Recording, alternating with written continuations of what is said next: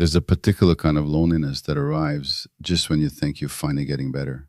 You're setting boundaries, speaking your truth, saying no to things that drain you, choosing yourself in ways you never could before.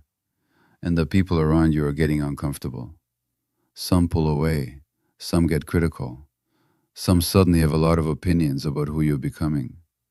And in the quiet moments, when you're alone with the aftermath of choosing yourself, you start to wonder, am I doing this wrong? Am I becoming selfish? Did I lose myself trying to find myself? Because somehow becoming more you has made you feel more alone than you've ever been. If that's where you are right now, what I'm about to share might be the most important reframe you'll ever hear. Because according to Dr. Gabor Maté, that loneliness, that strange isolation that comes with finally showing up as yourself, isn't a sign you're going in the wrong direction. It's one of the clearest signs you're finally going in the right one. And the reason it feels so disorienting is because you spent your entire life believing that being yourself and being loved were two different things. But what if they were never supposed to be separate? What if the loneliness you feel right now is just the gap between who you were told to be and who you actually are? And what if crossing that gap is the most important thing you'll ever do? Let's start with what no one tells you about becoming your true self. You think it's going to feel like relief, like coming home, like finally exhaling after holding your breath your whole life. And sometimes it does. But more often, especially at first, it feels like exile. Because the version of you that people knew, the one who said yes, who kept the peace, who made yourself small to make others comfortable, that version had a place. People knew what to expect from you, they knew your role, they knew how to relate to you. But this new version, the one who has boundaries, who speaks up, who doesn't automatically defer, this version doesn't fit the script anymore. And people don't know what to do with you.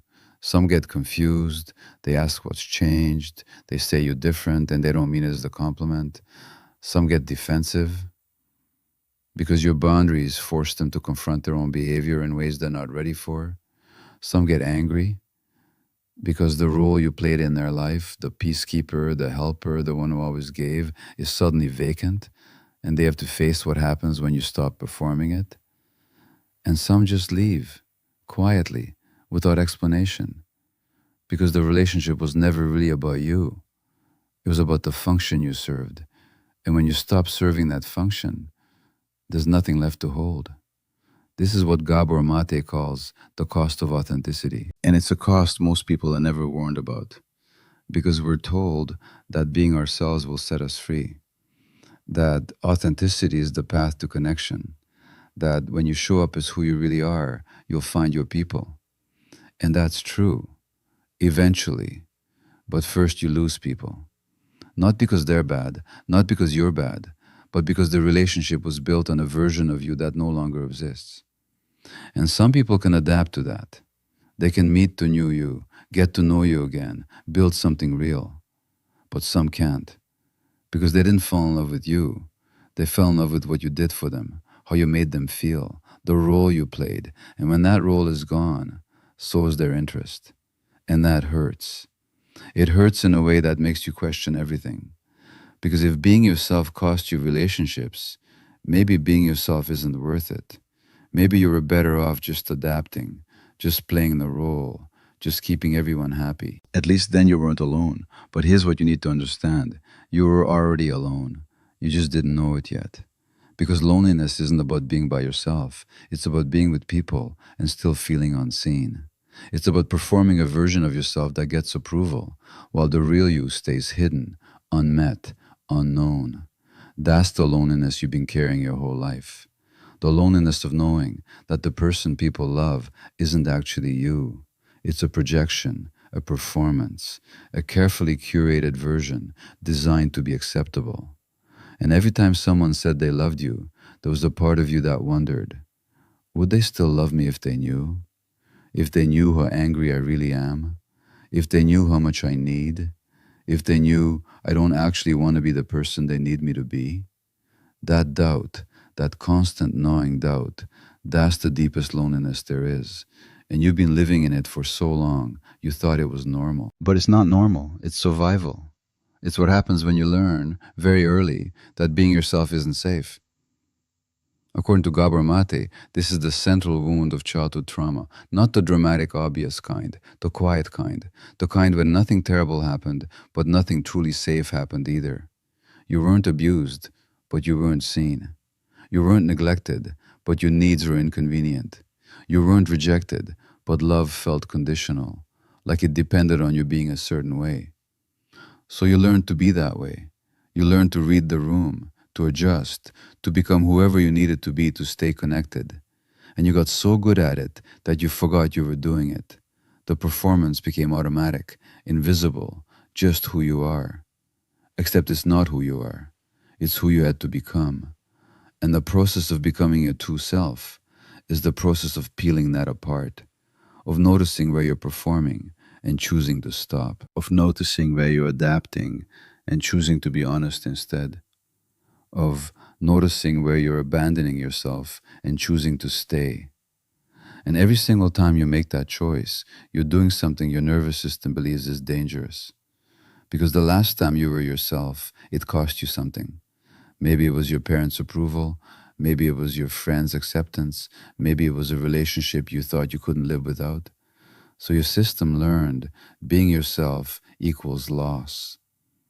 And now, even though you're an adult, even though you're safe, even though the people who couldn't handle you are no longer your only option for connection, your body still believes that equation. So when you start to show up authentically, when you start to set boundaries and speak your truth, your nervous system sounds the alarm. And that alarm feels like loneliness. But here's what changes everything. That loneliness is temporary. The loneliness of pretending is permanent. Because when you're performing, when you're adapting, when you're being who others need you to be, you're never really with anyone. You're alone in a room full of people who think they know you. And that kind of loneliness doesn't go away when you're in a relationship. It doesn't go away when you're surrounded by friends. It doesn't go away when you're getting approval and praise. It stays. Because the person being approved of isn't you. But when you choose authenticity, when you choose to show up as you actually are, the loneliness you feel is different. It's not the loneliness of being unknown. It's the loneliness of being in transition, of standing in the space between who you were and who you're becoming, of leaving behind relationships that were built on performance and not yet having found the ones that are built on truth. That space is uncomfortable, it's disorienting, it's painful, but it's not permanent. Because once you stop performing, once you stop abandoning yourself to stay connected, you become available for real connection, the kind where you don't have to monitor yourself, where you don't have to edit your words or manage your feelings or wonder if you're too much or not enough, the kind where you can just be. And that kind of connection, the kind where you're actually yourself, that's not something you can experience while you're still performing. You have to let go of the performance first, which means you have to walk through the loneliness. And this is where it gets hard, because walking through that loneliness means sitting with feelings most people will do anything to avoid. It means feeling the grief of realizing how many of your relationships were transactional. It means feeling the anger of recognizing how much of yourself you gave away just to be tolerated. It means feeling the fear that maybe, just maybe, the real you isn't lovable. That maybe people only liked you because of what you did for them. And sitting with those feelings without numbing them, without running back to the old patterns just to make them stop, that takes more courage than most people know they have. But you have it. The fact that you're here, that you're choosing yourself despite the cost, that you're willing to be alone rather than abandon yourself, that's proof. Proof that something in you knows the truth, knows that you're worth more than performance, that you deserve to be seen, not for what you do, but for who you are. Knows that the loneliness of authenticity is painful, but the loneliness of pretending is unbearable. And you're finally ready to stop pretending. So what does this actually look like in practice? It looks like saying no. and feeling the panic that follows and not taking it back. It looks like expressing a need and watching someone get uncomfortable and not immediately trying to make them comfortable again. It looks like setting a boundary and having someone call you selfish and not collapsing into apology. It looks like being honest about how you feel and watching a relationship end and letting it end. Every single one of these moments will feel wrong. Your nervous system will scream. Your mind will tell you you're making a mistake. The people around you will confirm that you've changed and not for the better. And in those moments, you'll be tempted to go back, to soften the boundary, to take back the no, to apologize for being too much or not enough, to return to the performance, because at least the performance came with connection, even if that connection was hollow. But if you can sit with the discomfort, if you can let the alarm ring without responding to it, something shifts. Not immediately, not all at once, but slowly you start to realize, I did the thing I thought would destroy me, and I'm still here. I set the boundary and the relationship ended, but I survived. I spoke my truth and some people left, but I'm still breathing. I stopped performing, and yes, I'm alone right now, but I'm not abandoned because I'm here with myself for the first time. And that presence, that willingness to be with yourself even when no one else is, that's the foundation of everything. This is what Gabor Maté means when he talks about the return to self. It's not about becoming someone new. It's about peeling away everything you became to survive and rediscovering who was there all along. The you that got buried under expectations, under roles, under the desperate need to be loved, even if it meant being invisible. That you is still there. And the loneliness you feel right now is not the absence of connection, it's the presence of yourself. Maybe for the first time in your life, you're actually here. Not performing, not adapting, not monitoring, just here. And your system doesn't know what to do with that because it's so unfamiliar. For so long, you've been focused outward, on reading people, on adjusting to them, on making sure they're okay so you could be okay. But now you're focused inward, on what you need, on what you feel, on who you actually are. And that shift from external validation to internal presence feels like loneliness because you're used to measuring your worth by how others respond to you. But you're learning a different measure now, one that doesn't depend on approval or performance or being needed, one that just depends on being. And that's terrifying because being has never been enough before, but it is now, not because the world has changed, but because you have. And here's what starts to happen when you stay with it. You stop feeling lonely in the desperate grasping way. You start feeling alone in a way that's peaceful, spacious, yours. You stop needing constant validation because you're finally giving yourself the one thing you've been searching for your whole life, permission to exist as you are. And when you give yourself that, when you stop waiting for someone else to approve of you before you approve of yourself, everything changes. Not because you suddenly find your people, though some of them will come, but because you stop abandoning yourself. And when you stop abandoning yourself, you stop attracting people who need you to abandon yourself in order to love them. You start attracting people who can handle your boundaries, who respect your no, who want to know the real you, not the performed version. And those relationships feel different. They don't feel desperate. They don't feel conditional. They don't feel like you're constantly auditioning for a role. They feel easy, reciprocal, real. Not because they're perfect, but because they're based on truth. You're showing up as yourself, and they're showing up as themselves, and there's no performance in between. That's what connection is supposed to feel like. And you couldn't access it until you were willing to walk through the loneliness of letting go of everything that wasn't. So if you're in that lonely place right now, if you're wondering whether becoming yourself is worth the cost, here's what I want you to know. The loneliness is not a sign you're doing it wrong. It's a sign you're doing it right. It's a sign that you're finally choosing yourself over the performance, that you're finally willing to be alone rather than be invisible, that you're finally ready to find out who you are when you're not trying to be who everyone else needs. And that takes time. It takes sitting with discomfort. It takes grieving the relationships that can't adapt. It takes trusting that the space you're in right now is not where you'll always be. You're in transition between the old self and the true self, between the performance and the presence, between the loneliness of pretending and the connection of being real. And transition is inherently uncomfortable, but it's also sacred, because on the other side of this loneliness is a version of you that doesn't have to perform to be loved. A version of you that can rest, that can be messy, that can take up space without apology.